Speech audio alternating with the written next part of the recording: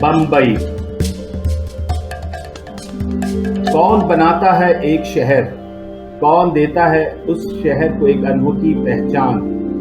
उस शहर में रहने वाले लोग और उसमें बाहर से आकर उसको अपना बनाकर उसमें बसने वाले लोग। बम्बई शहर एक तारीखी शहर है, लेकिन क्या आप जानते हैं कि बम्बई तो कभी एक शहर था ही नहीं। बम्बई दरअसल 7 अलग अलग जजीरे थे, 7 मुख्तलिफ आइलैंड। अंग्रेज़ों ने यहाँ आकर इसका नक्शा ही बदल दिया। आबादियाँ बढ़ी, अंग्रेज़ों ने इन आबादियों पर अपनी पकड़ मजबूत की और ये 7 आइलैंड जुड़ने लगे। रेलवे लाइंस का बिछाए जाना इन 7 जजीरों को जोड़ने में बहुत अहम किरदार है। जैसे ही रेलगाड़ियों ने अपनी रफ्तार पकड़ी, उसी रफ्तार से बम्बई में कारोबार और लोगों की आमोदरफ्त ने भी अपनी धाक जमाई और फिर बम्बई में हर तरीके का काम होने लगा। और जैसे जैसे काम बढ़ता रहा, वैसे वैसे हर शहर से लोग बम्बई में आकर बसने लगे। उत्तर प्रदेश यूपी से किसान आए तो कराची से बनिए, बंगाल से फनकार आए तो आंध्र प्रदेश से सुनार। सब ने अपनी अपनी जगह बनाना शुरू कर दी। इस बढ़ते हुए शहर में, क्योंकि बम्बई एक बंदरगाह भी है, गैर मुल्की मसनूआत भी इस बंदरगाह के जरिए बम्बई में आने लगी। इनमें कुछ कानूनी और कुछ गैर कानूनी मसनूआत भी शामिल थी। इस वजह से पुलिस के निज़ाम में दबाव बढ़ता चला गया, क्योंकि इन कारोबार की वजह से लड़ाइयाँ और झगड़े भी बढ़ने लगे। और इस सारी गुत्थम गुत्ती के बीच कई छोटे और बड़े गुंडों ने अपना नाम बनाया। हाजी मस्तान, वर्दा राजन और करीम लाला, ये वो नाम थे जो किसी ज़माने में दबी ज़बान में लिए जाते थे। इनसे ना सिर्फ आम लोग ही नहीं, पुलिस, सरकार और गैर मुल्की कंपनियां भी खौफ खाती थी। शायद ये मानना सही होगा कि बड़े डॉन बम्बई के आम लोगों के लिए मसीहा का दर्जा रखते थे। गुर्बत वायरल इन्फेक्शन की तरह बम्बई के लोगों में फैलती जा रही थी और ये सभी डॉन रॉबिन हुड की तरह से देखे जाते थे, जो कि अमीरों को लूट कर न सिर्फ अपनी जेबें ही नहीं, बल्कि इनमें से कुछ हिस्सा गरीबों में भी बांटते थे। इन सब ही ने बम्बई को बड़े पर्दे पर भी मशहूर किया था। इनके जीवन पर कई फिल्में बनी और आज तक लिखारियों के लिखने का रुझान बम्बई के चुनिंदा डॉन की तरफ ही रहता है। बम्बई के अब तक जिन डॉन का जिक्र हो चुका है, वो डॉन्स आए, उन्होंने बम्बई पर राज किया और फिर वो गुमनामियों में खो गए, या अपनी जिंदगी के अय्याम पूरे कर लिए, या किसी कैद खाने में वक्त गुजार रहे। लेकिन अब जिस बम्बई के डॉन का जिक्र किया जा रहा है, वो पूरे भारत के लिए एक मुअम्मा बन चुका है। ना तो उसकी जिंदगी के अय्याम पूरे हुए हैं, ना वो किसी कैद खाने में है और ना गुमनाम है। वो कहाँ है उसका किसी को नहीं पता, फिर भी भारत के हर बच्चे और बूढ़े पर उसका खौफ तारी है। दूसरी दिलचस्प बात यह है कि उस डॉन का ताल्लुक किसी न किसी तौर पर अब तक जितने भी डॉन बम्बई पर राज कर चुके हैं, उन सब से कहीं न कहीं किसी न किसी हवाले से जुड़ा हुआ है। ये वो बम्बई का डॉन है जिसकी जिंदगी का सफर बम्बई की चौल से शुरू हुआ और दुबई के महलों में जा पहुंचा। उस डॉन का नाम है दाऊद इब्राहिम। अब तक जिन डॉन का जिक्र हुआ है, उसमें दाऊद इब्राहिम शामिल नहीं है। वो सब दाऊद के बुजुर्ग थे, दाऊद से पहले आए थे। उनके सामने दाऊद बस एक कल का लड़का था। उनका रोब व दबदबा दाऊद के डॉन बनने से पहले कम होता गया और फिर दाऊद ने इसी मौके का फायदा उठाते हुए बम्बई पर अपना सिक्का जमा लिया।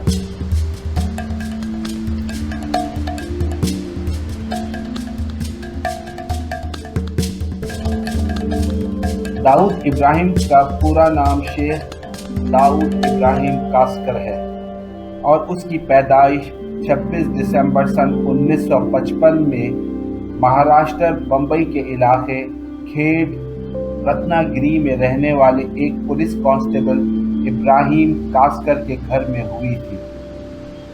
हम जब भी किसी जराइम पेशा अफराद की बात करते हैं तो उसके हाथों होने वाले हादसों और उसके हाथों मारे गए लोगों और उसके हाथों लोगों को पहुंचने वाले नुकसानात की बात करते हैं, लेकिन उस क्रिमिनल के पीछे छुपी जानकारियों के बारे में हमें जो मालूमात हासिल होती है वो कहीं किसी किताब में लिखी कहानियों या उस क्रिमिनल पर बनाई जाने वाली फिल्मों से ही मिलती है। लेकिन दाऊद इब्राहिम के बारे में बात करते हुए न सिर्फ उसके हालात ज़िंदगी जानेंगे बल्कि उन अवामिल से भी पर्दा उठाएंगे जिसकी वजह से दाऊद इब्राहिम पूरी दुनिया के सामने एक डॉन बनकर उभरा। इस कहानी में न सिर्फ एक खूंखार इंसान की दास्तान बयान की जाएगी बल्कि एक बेटे की, एक भाई की और एक दोस्त की भी बात की जाएगी। आज बात होगी दुनिया के सबसे बदनाम गुंडे की, उस गुंडे की जिसने शहर की गंदगी में आंख खोली, लेकिन वक्त गुजरने के साथ साथ उसने पूरी दुनिया पे राज किया। एक ऐसा गैंगस्टर जो अपने से पहले आए हुए तमाम गैंगस्टर से बिल्कुल अलग था। एक ऐसा जल्लाद जिसने बदला लेने के लिए शहर का शहर तहस नहस कर दिया और पूरे शहर को भून कर रख दिया। और एक ऐसा दहशतगर्द जिसने ना सिर्फ भारत में ही नहीं अमेरिका में भी अपनी दहशतगर्दी का राज कायम किया। आज डोंगरी के सबसे चालाक लड़के की बात की जाएगी जिसका नाम है दाऊद इब्राहिम। आखिर कौन है दाऊद? सिर्फ एक स्मगलर या फिर एक टेररिस्ट? शायद नहीं। दाऊद एक आम लड़का ही तो था। उसने भी सपनों के शहर बंबई को दिल दिया था। उसने भी मेरे और आपकी तरह क्रिकेट और फिल्मों से प्यार किया था। उसका भी एक खानदान था, दोस्त थे, मगर आज भी लोग उसका नाम दबी हुई जबान से लेते हैं। आज भी दुनिया भर की हुकूमतें उसके पीछे उसे खोजने में लगी हुई हैं। आज भी कहीं किसी क्रिकेट मैच में कोई आसान सा कैच छूट जाता है तो हर तरफ ये चेमागोइयां होने लगती हैं कि जरूर इस कैच के छूटने में दाऊद इब्राहिम का हाथ है। आज भी सोशल मीडिया के इस दौर में आंखों से ओझल होने के बावजूद दाऊद इब्राहिम की परछाई ड्रग्स, टेररिज्म, सेक्स और स्मगलिंग जैसे काले धंधों पर दिखाई देती है। लेकिन सबसे बड़ा सवाल तो ये है कि दाऊद इब्राहिम आखिर है कहां? भारत का इल्जाम है कि दाऊद पाकिस्तान में कहीं रोपोश है। कोई कहता है कि वो दुबई में है, कोई कहता है कि उसने सऊदीया में पनाह ली हुई है, और कुछ लोग तो ये भी मानते हैं कि वो इन सब जगहों पर है ही नहीं, वो तो मर चुका है। लेकिन एक बात तो यकीनी है कि आज वो जहां कहीं भी है, उसकी जिंदगी का एक एक पहलू, उसकी जिंदगी की एक एक कड़ी, उसका किया हुआ हर एक गुनाह और उसकी सोची हुई हर एक साजिश इतनी ही दिलचस्प होगी जो उसकी इब्तदाई जिंदगी में हुआ करती थी। दाऊद ने जुर्म के इस गोरख धंधे में जिस तरह से अपना दिमाग इस्तेमाल किया, शायद ही किसी और डॉन ने अपना दिमाग इस्तेमाल किया होगा। चाहे वो स्मगलिंग करने के नए तरीके हों या पुलिस से बचने की चालाकियां हों, चाहे वो बदला लेने की लंबी साजिश हो या दोस्ती निभाने की मिसाल हो। दाऊद हर बात में दूसरों से आगे ही रहा है। शायद यही वजह है कि पूरी दुनिया में मोस्ट वांटेड क्रिमिनल होने के बावजूद भी सालों की गैर कानूनी कमाई हुई दौलत पर आज भी अय्याशी कर रहा है। उसके घर न जाने किस किस शहरों और किस किस मुल्कों में हैं। उसके आने जाने पर रोक टोक तो है, लेकिन आज भी वो हर जगह पहुंच ही जाता है। समंदर का बादशाह जो है अपने स्मगलिंग के दिनों से। उसके तमाम धंधे अब सिर्फ रिमोट कंट्रोल से चलते हैं और उसकी जेब नोटों से भरते हैं। कहते हैं आज भी वो $6 बिलियन का मालिक है, किसी भी एक छोटे मुल्क की पूरी आमदन से ज्यादा। उसको पकड़वाने के लिए उसके सर पर 25 लाख रुपए का इनाम है। सन 1993 में बंबई में होने वाले सीरियल बम ब्लास्ट में उस पर 257 लोगों को मारने का जुर्म भी आयद है और इस बम ब्लास्ट में हजारों लोग जख्मी हुए थे। दाऊद इब्राहिम पर 26 नवंबर के बंबई हमले में भी मुलव्विस होने का इल्ज़ाम है। हत्ता कि सन 2001 में 9/11 ट्विन टावर हमले में भी जो अमेरिका में हुआ था, उसमें भी दाऊद इब्राहिम के मुलव्विस होने का इल्ज़ाम है, जिसमें उसने तालिबान को भी मदद फराहम की थी।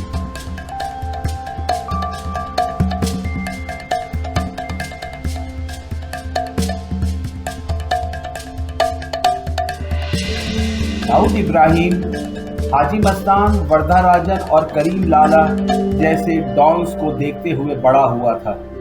उसका वास्ता इन तीनों से पड़ा था, मगर जहां इन पुराने डॉन्स की पीढ़ी हाथ मिलाकर काम करने पर यकीन रखती थी, वहां दाऊद और उसकी डी कंपनी सिर्फ अपना रोब व दबदबा जमाना चाहते थे। मगर दाऊद इन तीनों से मुख्तलिफ था। उसने गैंगस्टर होने की शक्ल ही बदल कर रख दी थी। उसे जो चाहिए था उसे हासिल करने के लिए वो किसी भी हद तक जाने को तैयार था। उसे पैसा तो चाहिए ही था, लेकिन उसे अपने दुश्मनों से बदला भी लेने का जुनून सवार था। हाजी मस्तान की तरह वो इज्जत का भूखा भी था। करीम लाला की तरह रोबदार भी बनना चाहता था और वर्दा भाई की तरह अपनी कौम के लोगों के लिए काम भी करना चाहता था। दाऊद को सबसे ज्यादा जो चीज चाहिए थी वो थी बंबई नगरी, और वो भी बिना किसी मुकाबले के, बिना किसी रुकावट के। वो बंबई का राजा बनने की तैयारी कर रहा था। दाऊद इब्राहिम की कहानी की गहराइयों में जाने से पहले दाऊद के वालिद इब्राहिम कास्कर के मिजाज और उनकी शख्सियत के बारे में जानना बहुत जरूरी है। तो आइए जानते हैं दाऊद की गई सबसे पहली चोरी के बारे में, और उस चोरी की वजह से उसके वालिद इब्राहिम कास्कर ने दाऊद की किस तरह से पिटाई की और उसकी किस तरह से आवभगत की थी। उसका नक्शा कुछ यूं है। मेरी मेहनत की कमाई है इब्राहिम भाई, और इस लड़के ने उसे ऐसे मुझसे छीन लिया जैसे परचून की दुकान से कोई मूंगफली का दाना छीन लेता है। रईस दाऊद की ये शिकायत दाऊद के वालिद इब्राहिम कास्कर को सुनाकर बहुत रोया। रईस बंबई में नया नहीं था, मगर हाल ही में उसने अपने पैर जमाने शुरू किए थे। सुबह 4 बजे उठकर दफ्तरों में टिफिन लाने और ले जाने का काम अभी पहले महीने ही हुआ था, और उसने अपनी पहली कमाई से एक सोने की चेन खरीदी थी। सोना उन दिनों काफी अहमियत हासिल कर गया था और लोग मानते थे कि सोना खरीदना ही सबसे महफूज सरमायाकारी है। रईस भाई, क्या आपको यकीन है कि आपकी चेन लूटने वाला मेरा दाऊद ही था? इब्राहिम कास्कर को रईस की बात का यकीन तो था, फिर भी उसने हिम्मत करते हुए रईस से ये सवाल पूछ ही लिया, तो रईस ने सिर्फ हाँ में सर हिला दिया और फिर इब्राहिम कास्कर की गर्दन शर्म से झुक गई। ऐसा पहली बार हुआ था, मगर ये आखिरी बार नहीं था। उसने रईस से वादा किया कि उसका सोना उसे वापस मिल जाएगा। रईस ने इब्राहिम भाई के हाथ चूमे और अपने आंसू पोंछता हुआ अपने घर लौट गया। डोंगरी में अगर कोई सिर्फ शराफत का चोगा नहीं पहनता था, मगर अपनी रूह तक शराफत का मुजस्समा था, तो वो था सिर्फ इब्राहिम कास्कर, एक इंतहाई ईमानदार पुलिस हेड कांस्टेबल। और उसकी दी गई जबान समझो के पत्थर पर खींची गई लकीर की तरह थी। इब्राहिम कास्कर ने फौरन अपने लड़के दाऊद को फौरन थाने बुलवा लिया। दाऊद भी अपने वालिद को बहुत मानता था, तो वो भी आ गया।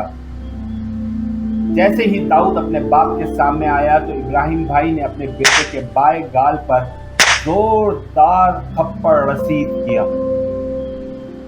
दाऊद ने अपना सर झुका लिया, लेकिन गुस्सा उसके अंदर उसका खून उबाल रहा था। ये सिखाया है मैंने तुझे?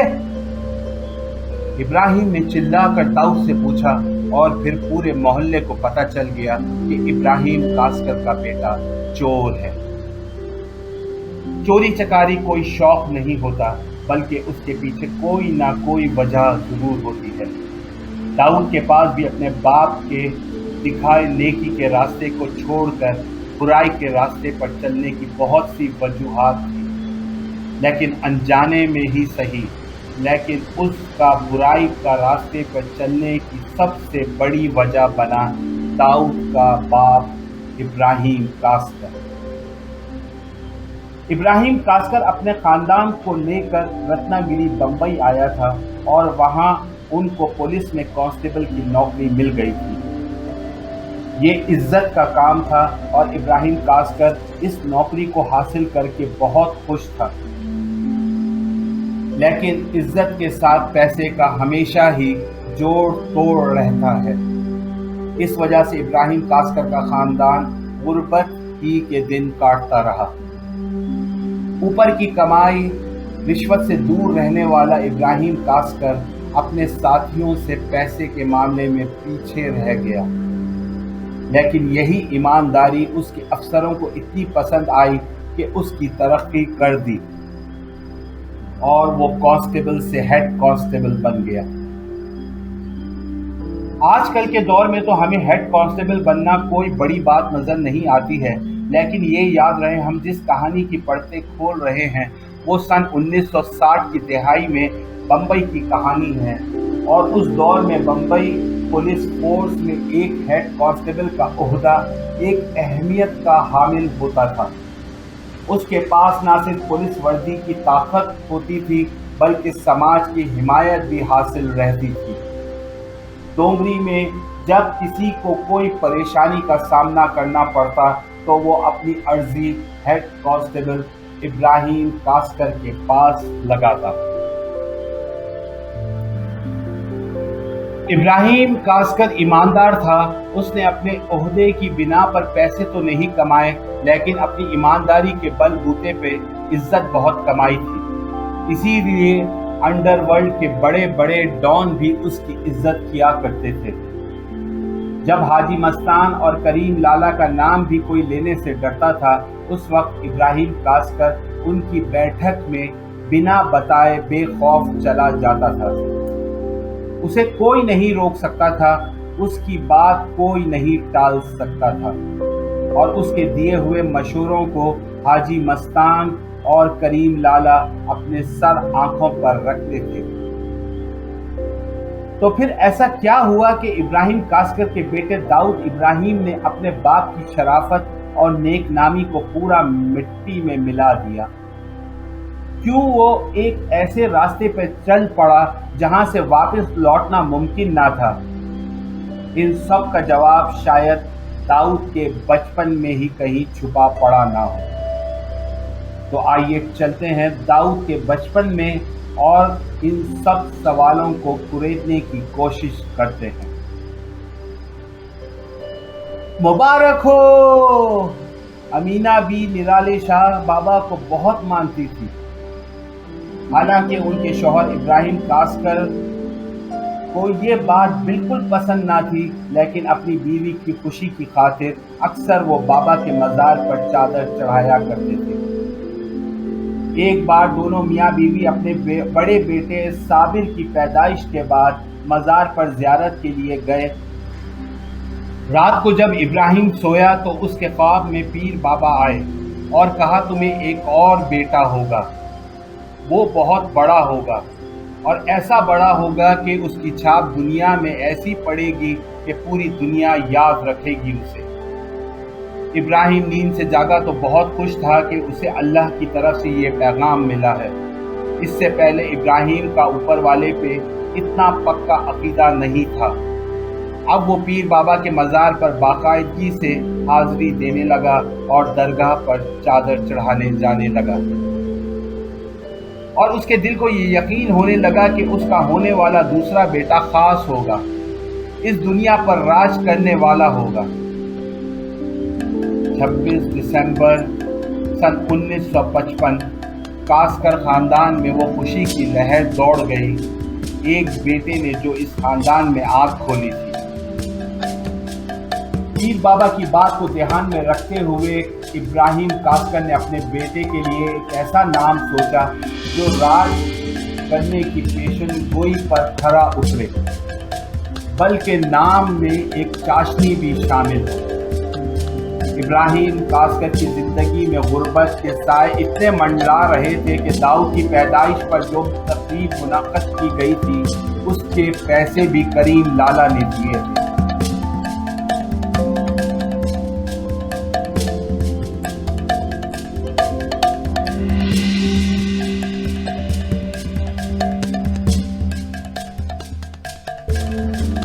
کون یہ جانتا تھا کہ آنے والے وقت میں یہی داؤد کریم لالا کے سامنے کھڑے ہو کر بمبئی پر اپنا حق جتانے کی بات کرے گا۔ داؤد کی پڑھائی ایک انگلش میڈیم اسکول سے شروع ہوئی تھی۔ اس کے والد ابراہیم کاسکر کو داؤد کے مستقبل پر اتنا بھروسہ تھا کہ انہوں نے اپنے بڑے بیٹے صابر کو اسکول سے نکلوا کر تعلیم کا سارا خرچہ داؤد پر ہی لگانے کا فیصلہ کیا۔ حالانکہ داؤد کی بہنیں بھی تھیں، لیکن وہ زمانہ پرانا تھا اور سماج کی سوچ کوئی اتنی وسیع نہیں ہوئی تھی کہ لڑکیوں کی تعلیم پر توجہ دی جاتی۔ ابراہیم کاسکر کی خواہش تھی کہ داؤد پولیس میں ایک بڑا افسر بنے۔ شاید اسی وجہ سے اسکول کی تعلیم کے ساتھ ساتھ ابراہیم نے داؤد کو ٹریفک پولیس رضاکار میں بھی بھرتی کروا دیا تھا۔ داؤد کو شروعات سے ہی یہ پولیس کا کام پسند نہیں تھا۔ اتنی محنت کرنے کے بعد وہی سوکھی دال کھانا اسے اچھا نہیں لگتا تھا۔ کہتے ہیں کہ بڑے سپنے دیکھنے والوں کے حالات دیر سویر بدل ہی جاتے ہیں، اور کاسکر خاندان کے حالات بھی بدلے، لیکن اچھے کے لیے نہیں۔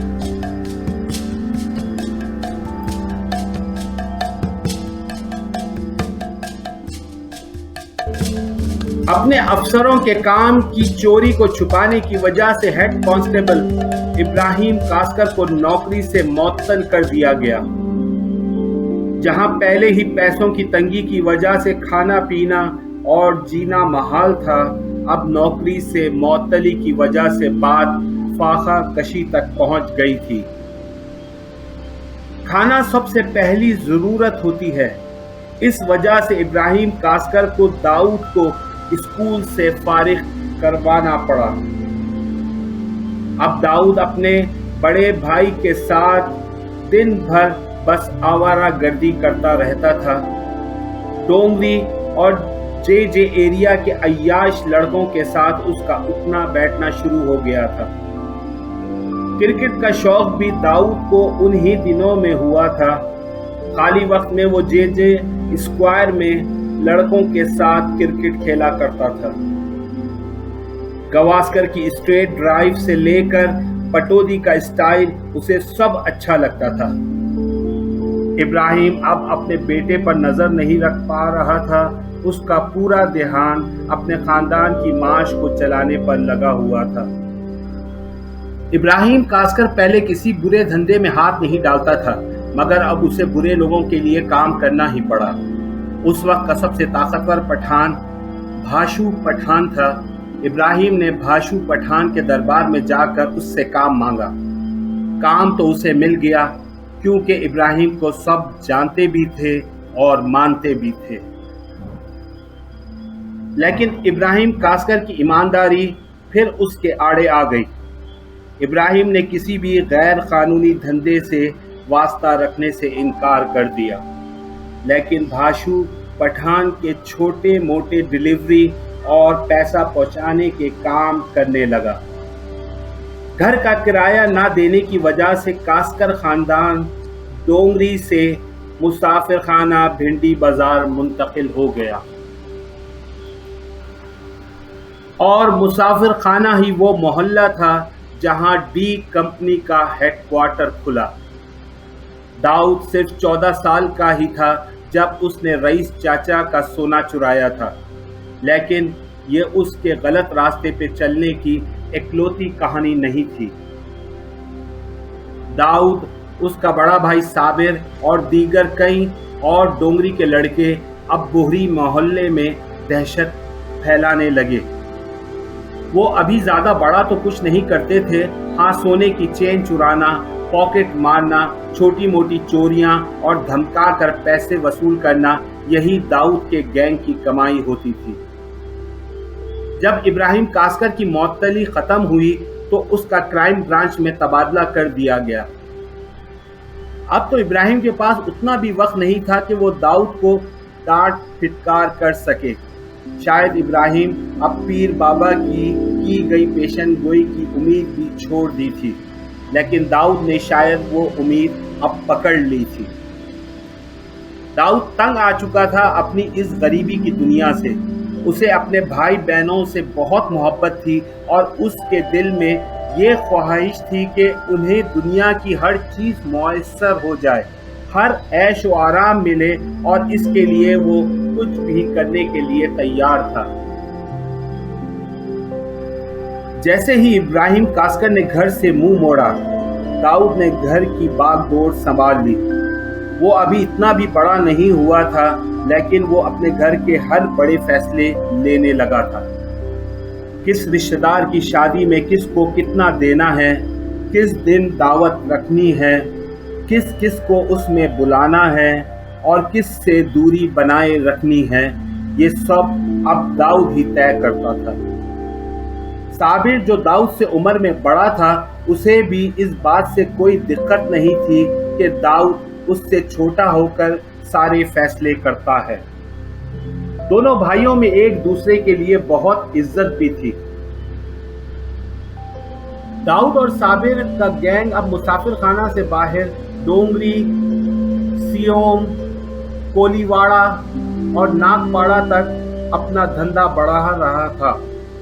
اس میں بھی جانے انجانے میں ابراہیم کاسکر نے داؤد کا ساتھ دیا، کیونکہ ابراہیم کا نام اب بھی رتنا گری میں مشہور تھا۔ کیونکہ وہاں سے کئی لڑکے آتے تھے تو ابراہیم چاچا کو سلام کرنے ضرور آتے تھے۔ ابراہیم بھی ان بچوں کی مدد کرتا، کسی کو کوئی رہنے کی جگہ کرائے پہ دلواتا تو کسی کے لیے نوکری کی سفارش کرواتا تھا۔ مگر ان لڑکوں کے آنے سے سب سے زیادہ فائدہ داؤد کو ہوا۔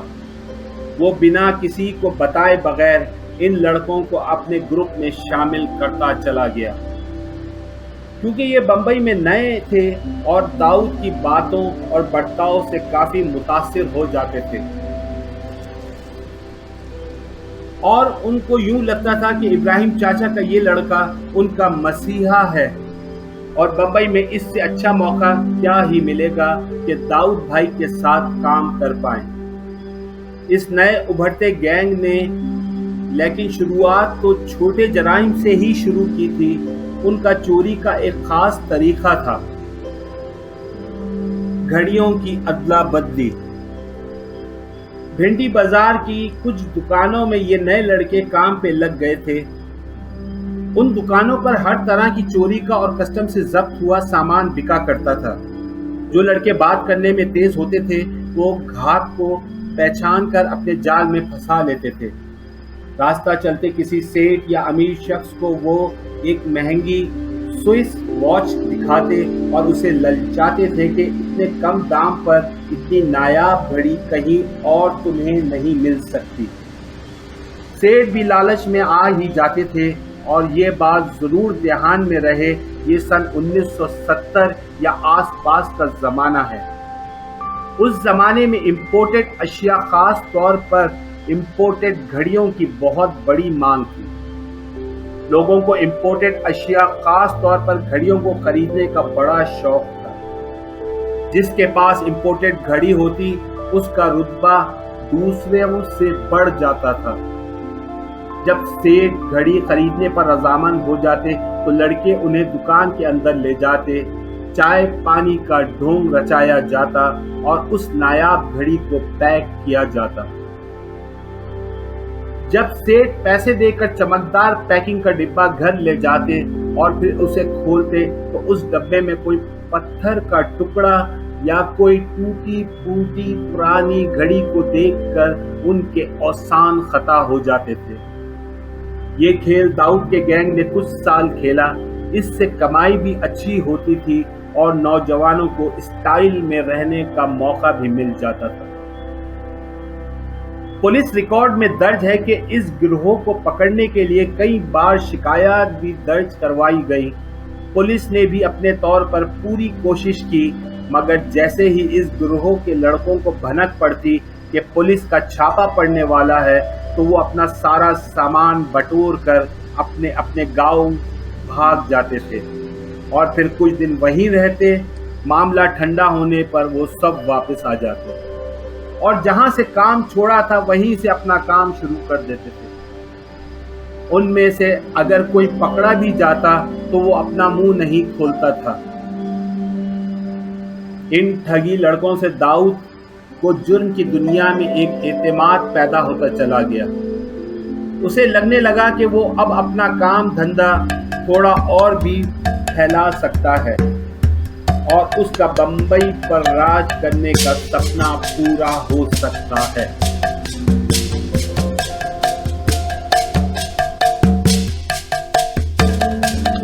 یہ سن 1972 کی بات ہے۔ بمبئی الیکشن کی غرض سے مختلف حلقوں میں بٹا ہوا تھا۔ آج کل کی طرز دنیا نہیں تھی۔ جب اس وقت پڑوسی کو جانتا تھا، پورے علاقے کے لوگوں کو یہ معلوم ہوتا تھا کہ ان کے علاقے کا سیاسی لیڈر کہاں رہتا ہے اور اس کے ساتھ کون سا دادا کام کرتا ہے۔ ڈونگری اور اس کے آس پاس کے علاقے کا دادا تھا بھاشو پٹھان، اور بھاشو پٹھان کو اس وقت کے سیاسی رہنما مولانا بخاری کی تائید حاصل تھی۔ مولانا بخاری نے الیکشن سے پہلے شہد کی مکھیوں میں ہاتھ دے ڈالا تھا اور اس نے بھاشو دادا کی تائید سے منہ موڑ لیا۔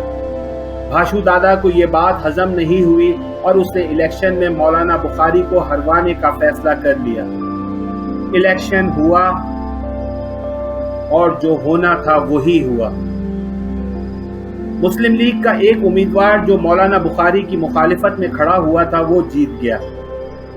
آخر ووٹ دینے والوں کو بھاشو پٹھان کے سائے میں ہی رہنا تھا، تو بھلا اس کا فرمان ووٹر کیسے ٹال سکتے تھے؟ لیکن اپنی ہار کے باوجود مولانا بخاری ہار ہضم کرنے کو تیار نہ تھا۔ اس نے الیکشن کمیشن میں اپیل دائر کر دی کہ مسلم لیگ نے دھاندلی سے الیکشن جیتا ہے۔ اور یہی نہیں، مولانا نے ایک دوسری چال بھی چلی، ایک ایسی چال جس سے مولانا کو تو فائدہ نہیں ملا، البتہ داؤد ابراہیم کا بھاشو پٹھان سے آمنا سامنا ہونے کی ریت ضرور پڑ گئی۔ مولانا بخاری ابراہیم کاسکر کے پاس پہنچا اور ان سے کہا، یہ جو سبھی لڑکے آوارہ پھرتے رہتے ہیں، چوریاں چکاریاں کرتے رہتے ہیں، ان کو مذہب کے کام میں لگایا جائے۔ ابراہیم ایک پکا مسلمان تو تھا ہی، تو بھلا وہ مولانا کی بات کیسے ٹالتا۔ اس نے اپنے لڑکوں کو بلا کر یہ فرمان دیا، جو بھی مولانا بخاری کہیں وہ ایسا ہی کرے۔ بالآخر مولانا بخاری کی سربراہی میں ایک نوجوانوں کی پارٹی، ینگ پارٹی تشکیل دی گئی۔ اس میں داؤد کے گروہ کے سبھی لڑکے شامل ہو گئے۔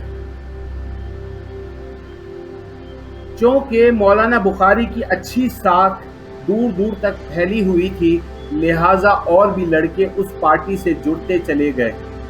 مولانا بخاری کی اپیل تو تھی کہ الیکشن کے نتائج کو پلٹ دیا جائے، مگر الیکشن کمیشن نے اس کی ڈالی ہوئی عرضی کو خارج کر دیا۔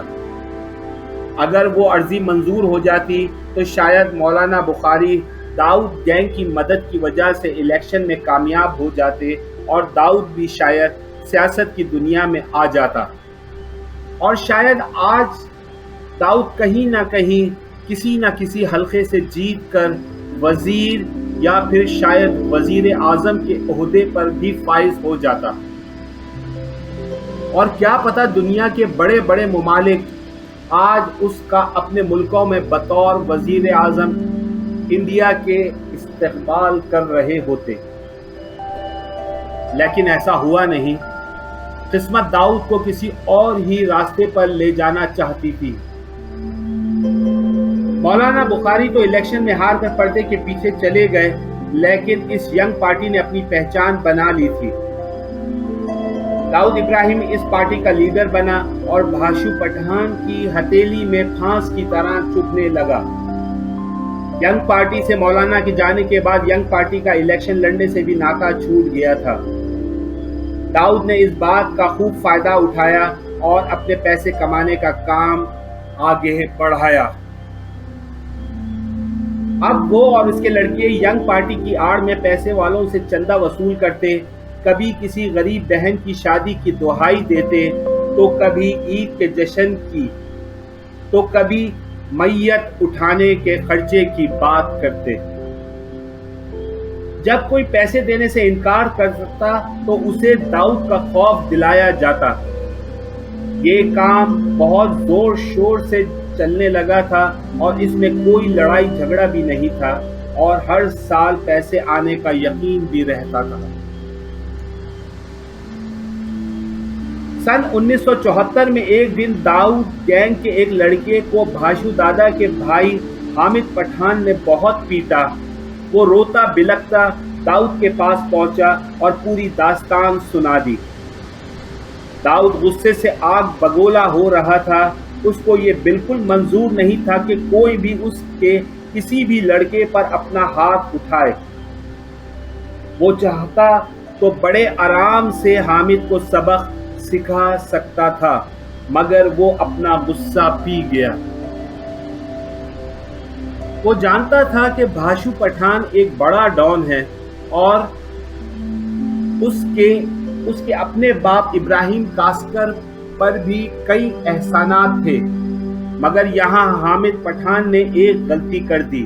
اس نے جا کر بھاشو پٹھان کو خود ہی بتا دیا کہ اس نے داؤد کے ایک لڑکے کو پیٹا ہے۔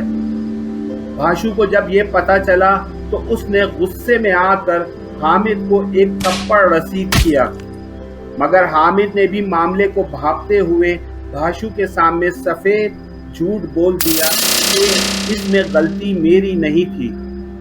داؤد نے آپ کو یعنی بھاشو پٹھان کو ماں بہن کی گالیاں دی تھی، اس لیے اس نے داؤد کے لڑکے کو پیٹا تھا۔ بھاشو پٹھان یہ جانتا تھا کہ داؤد ابراہیم اسے پسند نہیں کرتا۔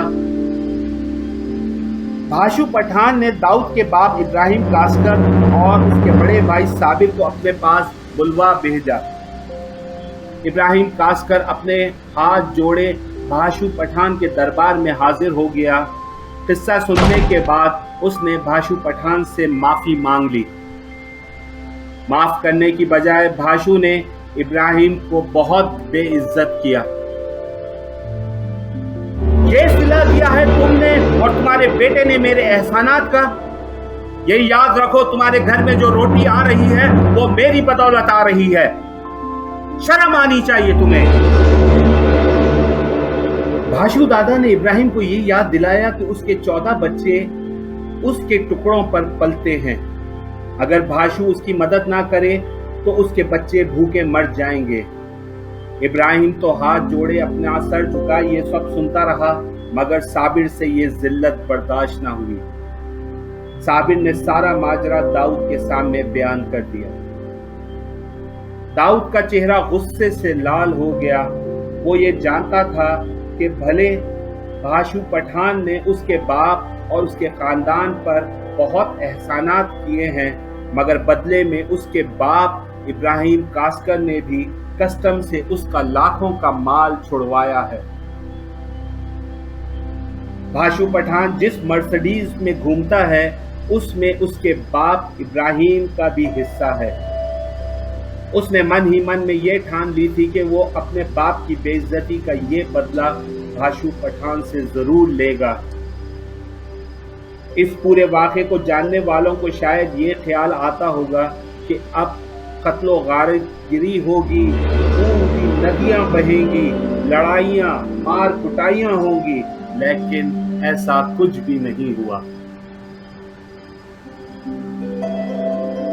दाऊद को समझना इतना आसान नहीं होगा। वो कुछ भी ऐसा नहीं करता जो एक उभरते हुए डॉन से उम्मीद की जा सकती है। इस बार भी दाऊद ने कुछ अलग ही सोच रखा था।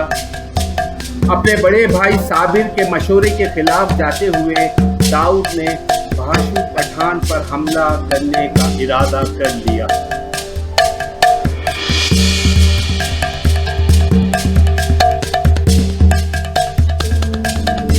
दाऊद इब्राहिम को पता था कि भाशु दादा हर जुमे की नमाज पढ़ने मस्जिद आता है। उस वक्त ना उसके पास बंदूकें होती हैं और ना ही उसके मुहाफिज पठान ज्यादा तादाद में होते हैं। इससे अच्छा मौका उसे नहीं मिल सकता था। तो दाऊद ने पूरी तैयारी के साथ अपने लड़कों को तैनात कर दिया। जैसे ही भाशु पठान नमाज पढ़कर मस्जिद से बाहर निकला, दाऊद के लड़कों ने उस पर हमला कर दिया। अरे नहीं भाई, एक भी गोली नहीं चली और ना तो किसी ने एक चाकू तक उठाया। हमला हुआ, खून भी बहा, लेकिन हमले का हथियार बिल्कुल अनोखा था। सोडा पानी की बोतलें। दाऊद के लड़कों ने एक के बाद एक सोडा वाटर की बोतलें भाशु पठान के ऊपर फेंकना शुरू कर दी। पूरा पठान गैंग सकते में आ गया। भाशु ये बात तो जानता ही था कि दाऊद एक ना एक दिन अपने बाप की बेइज्जती का बदला लेने जरूर आएगा, लेकिन उसके बाप ने भी कभी ये नहीं सोचा होगा कि वो इस तरह से आएगा। उसे समझ नहीं आ रहा था कि वो इस हमले का जवाब किस तरह से दे। कांच की बोतलें उसके सर पर, मुंह पर और हाथों पर हाल में शीशे की छोटी छोटी खिड़कियां बेबस होती रही और खून धीरे धीरे रसने लगा।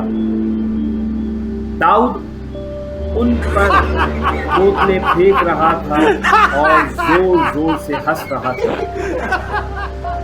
भाशु पठान से ये बिल्कुल बर्दाश्त नहीं हो रहा था कि कल का आया हुआ एक लड़का उस पर लोगों के इतने बड़े मजमे में बोतलें फेंक रहा है और उस पर जोर जोर से हंस रहा है। उसने सीधा दाऊद की तरफ हमला करने का सोचा और वो उसकी तरफ लपका। भाशु पठान लंबा चौड़ा पठान था।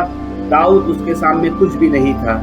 ये बात दाऊद को भी पता थी और वो इसके लिए तैयार भी था। जैसे ही भाशु पठान दाऊद पर लपकता है तो दाऊद एक बक्सा अपने आगे करता है और उस बक्से में से लाइट वाले बल्ब निकालकर वो भाशु दादा पर बरसाना शुरू कर देता है। बाकी लड़कों को भी दाऊद के इस प्लान के बारे में पता था।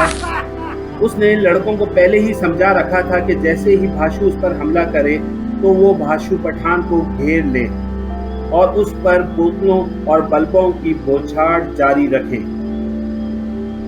بھاشو کو بلب کی باریک ٹکڑوں سے چوٹ تو لگ رہی تھی، لیکن اس کانچ کے چورے سے بدن میں جلن بھی ہو رہی تھی۔ اتنی چوٹ کھانے کے بعد تو ہاتھی بھی گھٹنے ٹیک دیتا ہے، لیکن بھاشو پٹھان کھڑا رہا۔ بھاشو کا ڈرائیور اب سمجھ گیا تھا کہ یہ لڑائی آج جیتی نہیں جا سکتی۔ وہ مرسڈیز پارکنگ سے نکال کر لایا اور بھاشو کو کار میں بٹھا دیا۔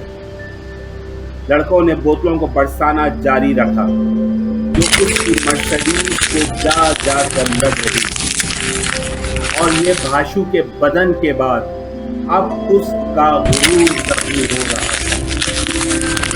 مرسڈیز کے پیچھے کا شیشہ ٹوٹ گیا تھا اور کار کی پچھلی لائٹیں بھی چکنا چور ہو گئی تھی۔ بھاشو پٹھان آج پہلی بار ہار مان کر میدان سے بھاگ رہا تھا۔ یہ سبھی نظارہ نماز پڑھنے آئے لوگ دور کھڑے ہو کر دیکھ رہے تھے۔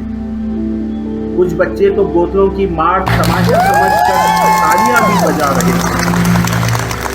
بھلے ہی کسی نے یہ بات اپنے منہ سے نہ کہی ہو، لیکن وہ سمجھ گئے تھے کہ ان کا اگلا دادا کون ہے۔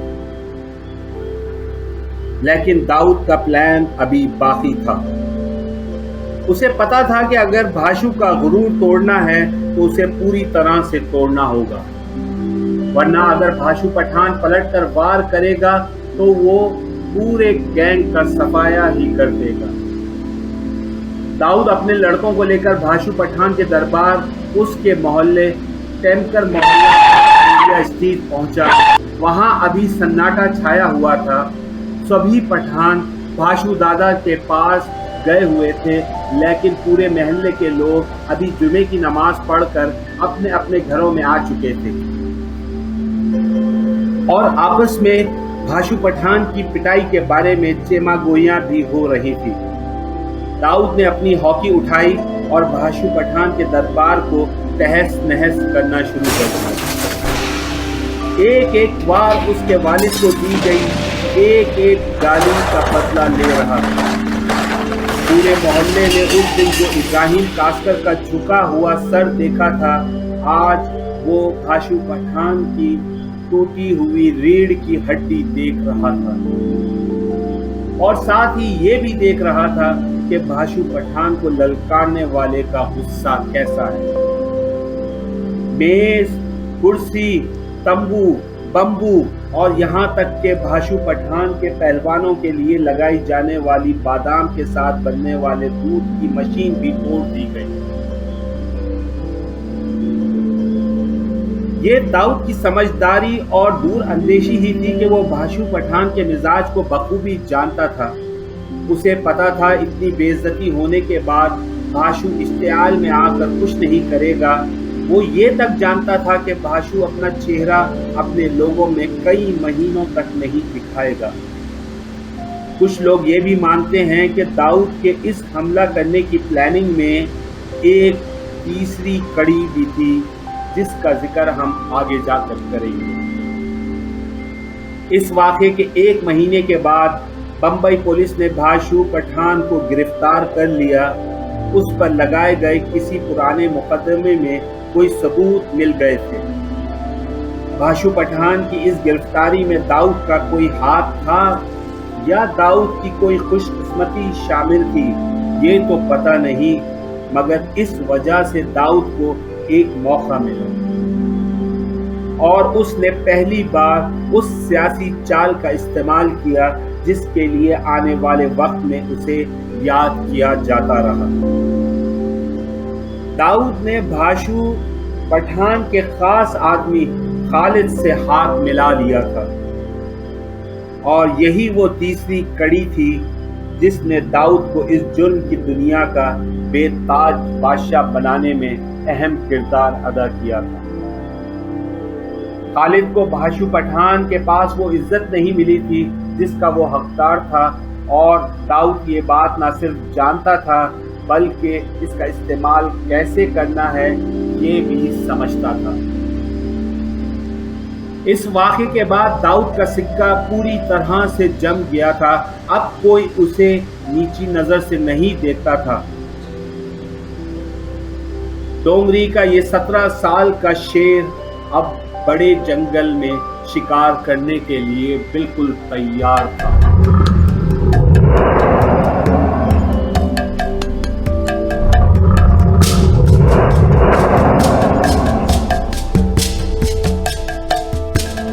हाजी मस्तान की तस्वीरें आए दिन अखबारात में छपा करती थी, इसलिए नहीं कि वो एक स्मगलर था और पुलिस को वो मतलूब था, बल्कि हर बड़ी और मशहूर शख्सियत जिनमें फिल्मों के अदाकार और अदाकाराएं, क्रिकेटर और बड़े बड़े बिजनेसमैन उसकी दी हुई पार्टियों और तकरीबात में शरीक हुआ करते थे। हाजी मस्तान ने कभी भी खुद को बम्बई का डॉन नहीं कहा था। वो हमेशा आम लोगों के दरमियान रहता था। उसके सारे काले धंधे सबको खुश करते हुए ही चलते थे, चाहे वो पुलिस हो, सियासतदान हो या फिर चाहे बड़े कारोबारी शख्सियात हो। दाऊद को हाजी मस्तान की ये बात बिल्कुल पसंद नहीं आती थी। वो समझता था कि हाजी मस्तान अपनी इस तरह से हासिल की जाने वाली दोस्तियों और हिमायत से फायदा उठाता है और बुरा बनने से भी बचता है। उसे यह भी महसूस होता था कि किसी वजह से बंबई के बाकी डॉन्स को सब लोग बहुत ही बुरी नजर से देखते हैं। ये तो तय था कि अगर किसी को बंबई पर राज करना है तो हाजी मस्तान के ऊपर से गुजर कर आगे निकलना पड़ेगा।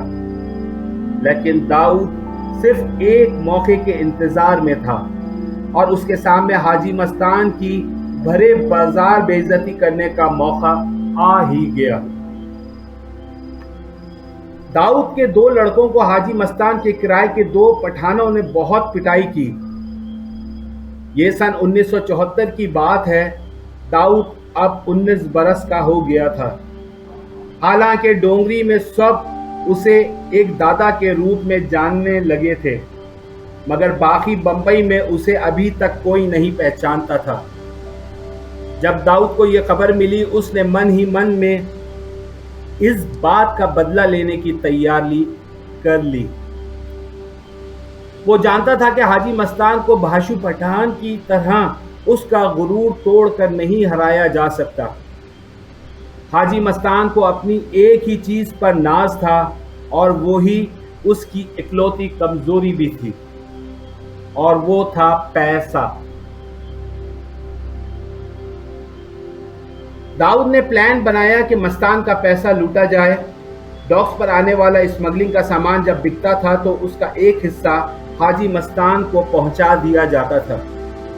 पैसा पूरा कैश की सूरत में एक जगह से दूसरी जगह मुंतकिल किया जाता था।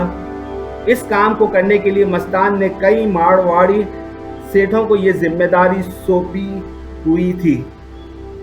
ये मारवाड़ी सेठ खरीदार पार्टी से पैसा लेकर हाजी मस्तान के बताए हुए अड्डे पर ले जाया करते थे। अंडरवर्ल्ड को यह भी खबर थी कि ये मारवाड़ी सेठ एकदम डरपोक, कंजूस और बुद्धू किस्म के होते थे, और वो ये पैसा अकेले ही बिना किसी मुस्तंडे को लिए बगैर ही लाया और ले जाया करते थे। एक दिन दाऊद के आदमी सैयद सुल्तान को यह खबर मिली कि हाजी मस्तान का पैसा लेकर एक मारवाड़ी सेठ मस्जिद बंदर से मस्तान के घर जाएगा। बस दाऊद को यही सुनने का इंतजार था। उसने 2 टुकड़ियां तैयार की, एक को कार्निक बंदर ब्रिज के पास और दूसरी को मुसाफिर खाने पर तैनात कर दिया। ये सब कुछ काफी फिल्मी अंदाज में हो रहा था। दाऊद का गैंग भले ही अपनी ऊंचाइयां छूने की तरफ बढ़ रहा था, मगर अब उस नौजवान गैंग को अपने काम से ज्यादा अपने हीरो टाइप स्टाइल ने मुतासिर किया हुआ था। इन्फॉर्मर को लिए सैयद सुल्तान ब्रिज पर हर आने जाने वाली टैक्सी पर नजर रखे हुए था कि अचानक इन्फॉर्मर ने एक टैक्सी की तरफ इशारा करते हुआ कहा, यही है वो सेठ जो हाजी मस्तान के 5 लाख रुपए लेकर जा रहा है। टैक्सी ब्रिज के नीचे से गुजरी तो सैयद सुल्तान उसके पीछे दौड़ा। कुछ किलोमीटर आगे दाऊद अपनी टुकड़ी के साथ खड़ा स्टाइल मार रहा था। मुंह में सिगरेट, कॉलर तने हुए, शर्ट के ऊपर के 3 बटन खुले हुए और मुंह पर काला चश्मा। दाऊद और उसके साथी किसी फिल्म के सितारों से कम नहीं लग रहे थे। वो इंतजार कर रहे थे और हवा में धुएं के छल्ले उड़ा रहे थे। आपस में हंसी मजाक भी कर रहे थे। अगर कोई उन्हें उस वक्त देखता तो ये नहीं कह सकता था कि ये बंबई के बदमाशों में गिनती में सबसे ऊपर आने वालों में से एक है। इंतजार खत्म हुआ। दाऊद ने सैयद सुल्तान को भागते हुए देखा और समझ गया कि अगली टैक्सी में ही पैसा रखा हुआ है। एक ठेले को धकेलते हुए उसने टैक्सी को रोका। अब की बार दाऊद के गैंग के पास बोतलें ही नहीं, देसी पिस्तौल, चाकू और चेनें भी थी। सेठ बंदूक की नाली देखकर कांपने लगा और ड्राइवर भी सहमा हुआ आंखें मूंदे अपने भगवान को याद करने लगा। दाऊद ने गरजती हुई आवाज में पूछा, माल कहाँ है? सेठ ने फौरन अपना बैग उसके सामने कर दिया। दाऊद ने जब उसे खोल कर देखा तो उसमें कुछ 2 लाख रुपए ही थे। उसको गुस्सा आ गया। उसके पास खबर थी कि रकम 5 लाख की थी। उसने फिर अपनी बुलंद आवाज में कहा, अबे शाना बनता है, बाकी का पैसा कहाँ है? सवाल अभी पूरा भी नहीं हुआ था कि ड्राइवर ने टैक्सी की दराज खोली और एक काला डिब्बा दाऊद के लड़के को दे दिया। पैसा हाथ लगते ही सारे लड़के इधर उधर गलियों में खो गए। ये चोरी उस वक्त की सबसे बड़ी चोरी मानी जाती थी। उस चोरी का पुलिस रिकॉर्ड आज भी मौजूद है। अगर ये हाजी मस्तान का काला धन होता तो शायद ये खबर किसी को भी नहीं लगती, मगर ये तो मेट्रोपॉलिटन कोऑपरेटिव बैंक का पैसा था। इन्फॉर्मर ने दरअसल गलत टिप दे दी थी। दाऊद हाजी मस्तान का पैसा लूटने की जीत का जश्न मना ही रहा था कि अगले दिन शहर के सभी छोटे बड़े अखबारात में दाऊद की तस्वीर छप गई। इतनी बड़ी बैंक डकैती बंबई में आज तक नहीं हुई थी। पुलिस ने बैंक की तरफ से एफआईआर दर्ज की और मारवाड़ी सेठ ने दाऊद की शनाख्त की। इब्राहिम कास्कर को अपने बेटे का यह कारनामा अखबार में पढ़कर उस पीर बाबा की जवाब में कही वो बात याद आ गई कि उसका बेटा बहुत मशहूर होगा, मगर उसे क्या पता था कि यह मशहूरी बदनामी के टोकरे में आएगी। आज दाऊद के पास दौलत भी थी, शोहरत भी थी और ताकत भी। पुलिस ने बाकी लड़कों को तो पकड़ लिया, मगर कोई 2 हफ्तों तक दाऊद और साबिर की कोई खबर नहीं मिली। क्राइम ब्रांच के अफसरों ने इब्राहिम कास्कर से भी राब्ता किया।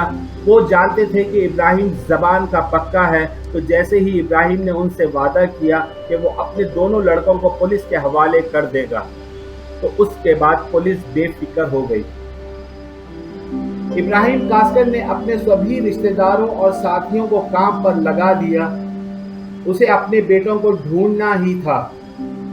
जब तक वो उन्हें पकड़कर जेल में नहीं डलवा देता, उसको समाज के सामने सर उठाकर चलने की इज्जत नसीब नहीं होती। एक दिन किसी ने इब्राहिम को आकर बताया कि उसके लड़के बायकुला में अपने किसी रिश्तेदार के घर में छुपे हुए हैं। इब्राहिम वहां गया और पहले उन्हें घसीटता हुआ अपने घर लाया।